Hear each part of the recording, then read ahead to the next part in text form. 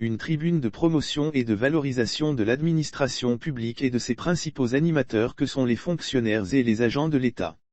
C'est la quintessence des journées de la fonction publique, JFP, qu'organise, du 13 au 17 décembre, le ministère de la fonction publique et de la modernisation de l'administration, MEFPMA, à Abidjan. Cet événement, placé sous la présidence du Premier ministre Patrick Aatchi, marque la volonté de la première responsable du département, Anne-Désirée Ouloto, de mobiliser les Ivoiriens autour de leur administration publique.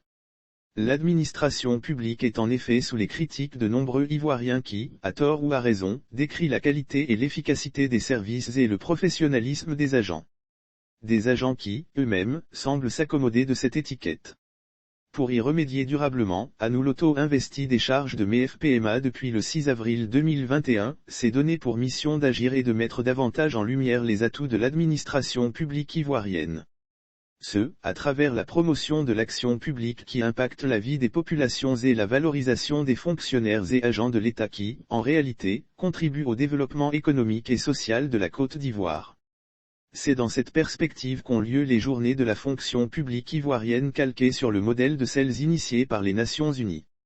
L'événement sera meublé de panels de haut niveau, de journées portes ouvertes, de visites de stands et d'ateliers cliniques.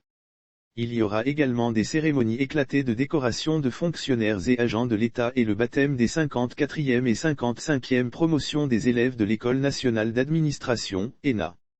Ces journées donneront aussi lieu à des rencontres entre les populations et les agents des services publics.